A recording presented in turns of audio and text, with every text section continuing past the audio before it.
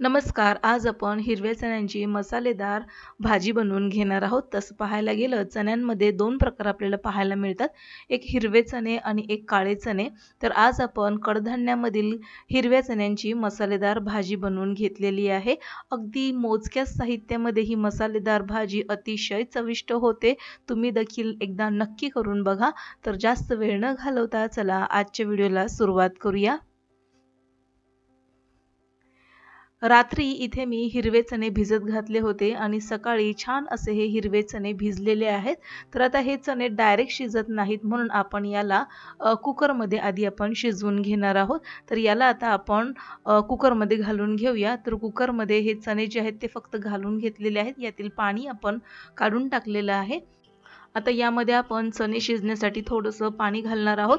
जवळपास 1 ते 1.5 ग्लास इतकं पाणी आपल्याला यामध्ये घालावं लागेल. तर यामध्ये थोडंसं पाणी घालून घेऊया.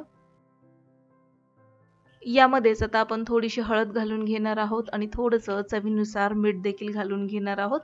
बऱ्याचदा आपण उकडलेले चणे, उकडलेले वाटाणे अशा प्रकारे लहान मुलांना खायला देतो. त्यामुळे यामध्ये आपण शिजताना थोडंसं मीठ घालून घेणार आहोत.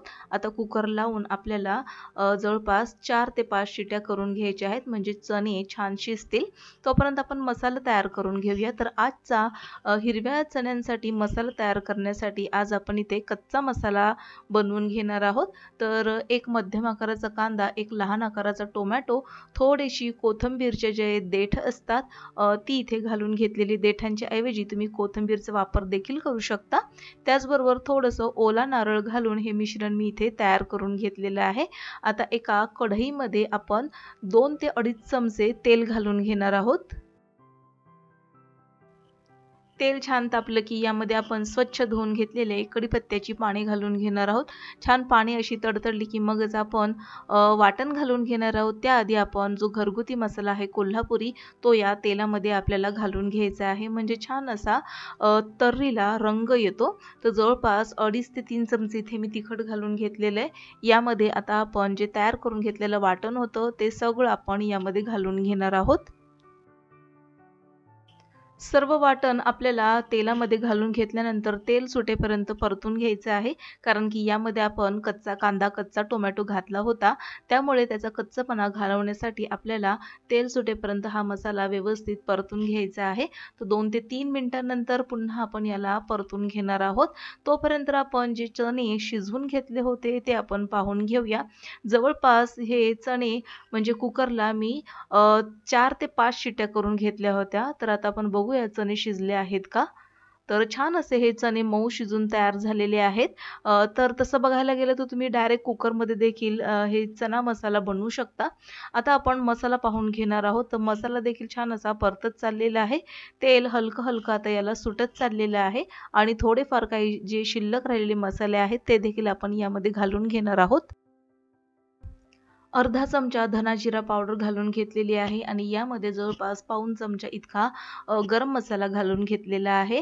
आता हे सर्व मसाले आपल्याला परतून घ्यायचे आहेत. त्यामध्येच मी जवळपास चमचाभर इतकी कसुरी मेथी घालून घेतलेली आहे. तर आता कसुरी मेथी घालणं हे ऑप्शनल आहे, पण छान चव येते कसुरी मेथी घातल्याने. अगदी ढाबा स्टाईल जी चव असते ती चव ही कसुरी मेथी नक्कीच तुमच्या रेसिपीला देते. तर आता हा सर्व मसाला पुन्हा एकदा आपण तेल सुटेपर्यंत परतून घेऊया.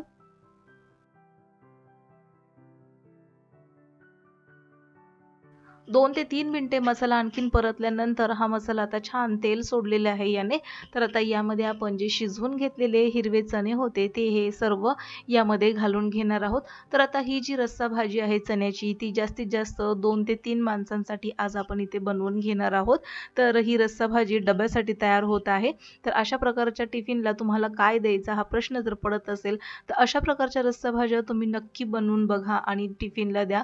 नक्कीच घरातले खुश होतील. तर आता हे सर्व चणे यामध्ये घालून घेतल्यानंतर व्यवस्थित मिक्स करून घ्यायचे.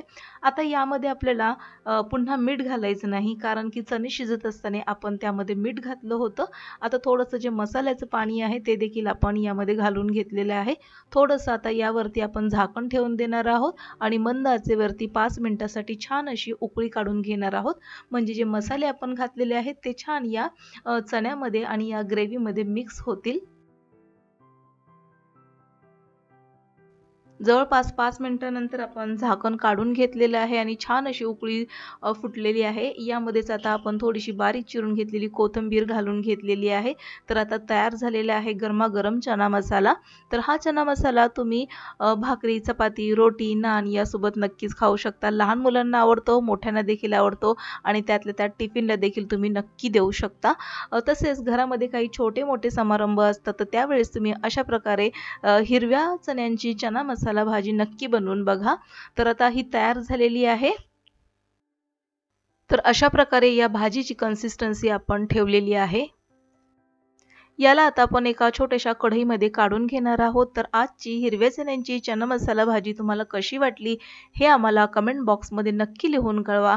व्हिडिओ आवडल्यास लाईक करा, शेअर करा, सबस्क्राईब करून बेल आयकॉन प्रेस करा. पुन्हा भेटूया नवीन एका इंटरेस्टिंग रेसिपी सहित. तोपर्यंत बाय.